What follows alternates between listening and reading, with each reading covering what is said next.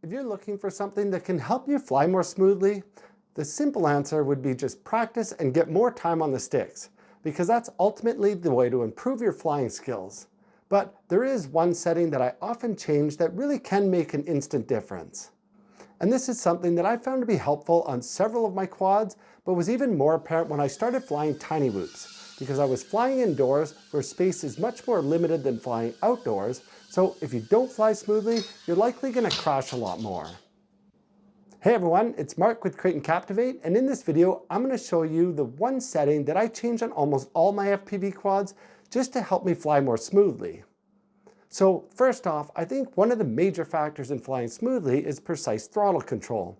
Whether you're flying in a straight line, turning, or just rotating on the yaw axis, keeping your throttle consistent with small corrections to control your altitude will help you maintain smoother, controlled flight.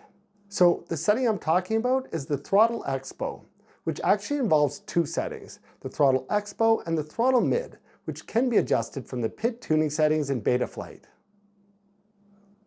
And this is similar to the rates used for the pitch, roll, and yaw inputs. They are based on a curve that is flattened in the center, which dampens the controls at the center of the stick, allowing you to make small adjustments more precisely. And just like those inputs, if you want to make it easier to make small precise adjustments to your throttle, then you would want to flatten your throttle curve. But by default, the throttle expo is typically set to 0, which means your throttle input is a linear curve, and therefore at any point between 0 throttle and full throttle, a change in throttle position will give you a proportional change in motor output, which makes it difficult to make precise changes in throttle when trying to maintain smooth level flight.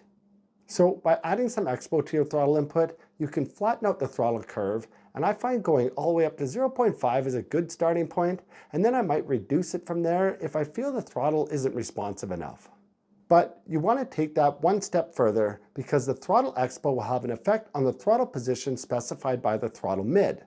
And by default, that's typically 0.5 or 50%, and you're not likely flying at 50% throttle the majority of the time.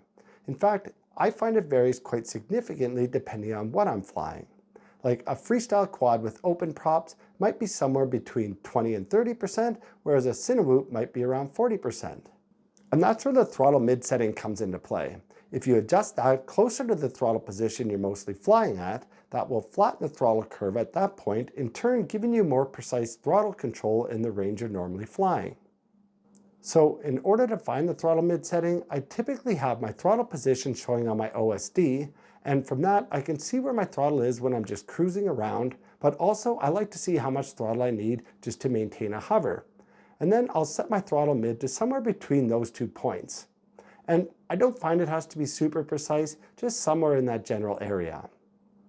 And by making those small adjustments, at times it has made a night and day difference in the controllability of my quad. But that also depends on what I'm flying. For instance, on my tiny whoops, the higher the kV of the motors, the more noticeable the difference. A good example is when I first got my Hummingbird V3 race spec with the 30,000 kV motors. I couldn't maintain level flight and felt like I was totally out of control because the throttle was so touchy. So I changed the throttle expo and mid settings like I just mentioned, and on my very next pack I was able to fly around comfortably and felt much more in control. And that's why I tried changing these settings on all my quads, especially when I'm flying something new.